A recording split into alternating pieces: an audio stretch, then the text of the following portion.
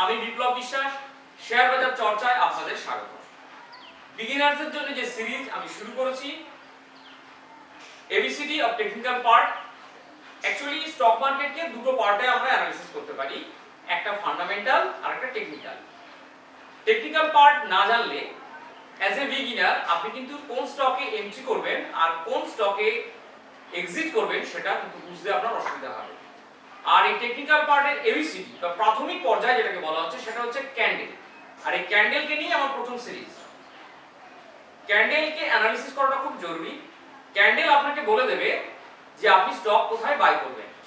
Candle হচ্ছে আপনার সমস্ত কিছুর গাইডলাইন। ক্যান্ডেলকে আপনার যেভাবে আপনি সেন্টেন্স পড়েন, যেভাবে আপনি ছোট ছোট ওয়ার্ডকে পড়তে শেখেন, ছোটবেলায় শিখেছিলেন, ঠিক ক্যান্ডেলকে যদি আপনি পড়তে শেখেন, চার্টকেও কিন্তু আপনি রিড করতে পারবেন। কারো সাহায্য লাগবে না আপনার, আপনি নিজে কিন্তু ক্যান্ডেল সম্বন্ধে ওয়াকিবহাল হবেন এবং এই ক্যান্ডেলগুলো একটার পর একটা অ্যানালাইসিস করে কিন্তু চার্ট তৈরি হয়। আপনি যদি ক্যান্ডেল অ্যানালাইসিস করতে না জানেন তাহলে কিন্তু চার্টকে অ্যানালাইসিস করতে পারবেন না। কাজেই পরস্পর এগুলো সম্পর্কযুক্ত। তো আমি যে সিরিজ শুরু করেছি স্পেশালি বিগিনারদের জন্য ক্যান্ডেল সিরিজ, এই টেকনিক্যাল সিরিজের প্রথম পার্ট হচ্ছে ক্যান্ডেল। তো আমি আপনাদের বোর্ডে নাম লিখবো এবং একে দেখাবো ক্যান্ডেল।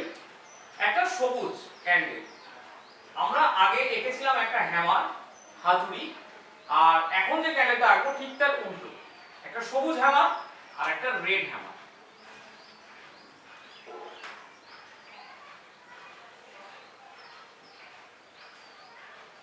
রেড হ্যামার আর এটা সবুজ হ্যামার।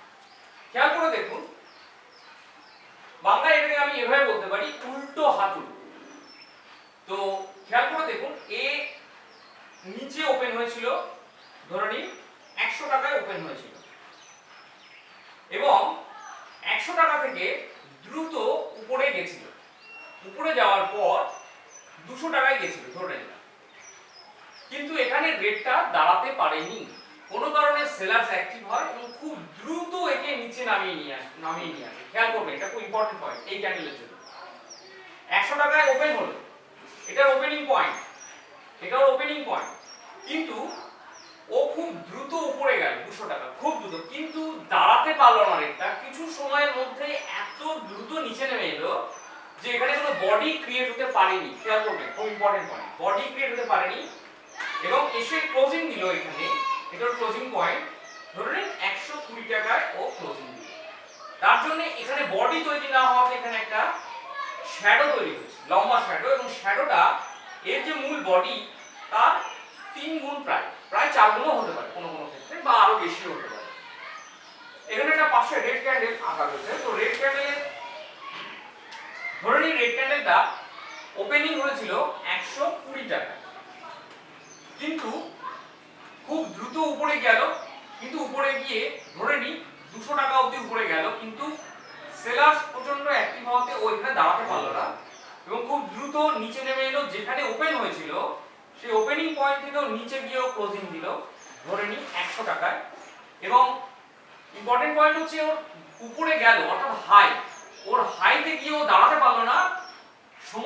একটু সময় স্পেন্ড না করাতে ওর বডি তৈরি হলো না, খুব দ্রুত এসে ক্লোজিং দিল নিচে, ওপেনিং কে ক্রস করে ক্লোজিং দিল নিচে। তাই ওটা ছোট রেড একটা এখানে রেড একটা বডি তৈরি হয়।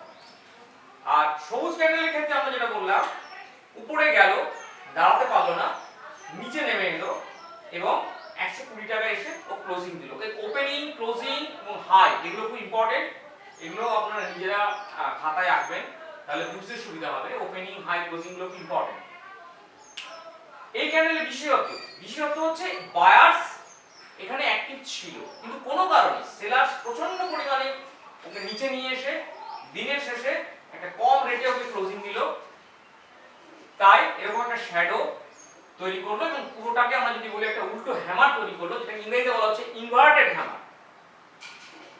তো এর বিশেষত্ব হচ্ছে যদি এই কোনো সাপোর্ট বা রেজিস্ট্যান্সে তৈরি হয় তাহলে এর গুরুত্ব কিন্তু অনেকাংশে বেড়ে যায় এবং সেটার টাইম ফ্রেম যত বড় হবে গুরুত্ব তত বাড়বে। টাইম ফ্রেম বলতে চার্টে বিভিন্ন ধরনের টাইমে চার্টকে আমরা দেখে থাকি, 1 minute, 2 minute, 3 minute, 5 minute, 15 minute, 1 ঘন্টা। বড় টাইম ফ্রেমে এগুলো দেখার চেষ্টা করবেন, তাতে কোনো স্টকে আপনাদের পজিশন পজিশন নিতে সুবিধা হবে, পজিশন নেবেন না স্কয়ার অফ করবেন সেগুলো নিতে, ডিসিশন নিতে আপনাদের সুবিধা হবে। আজকে এই পর্যন্তই। আমি ক্যান্ডেলের নামটা একবার লিখে দিই আপনাদের এখানে, ইনভার্টেড হ্যামার।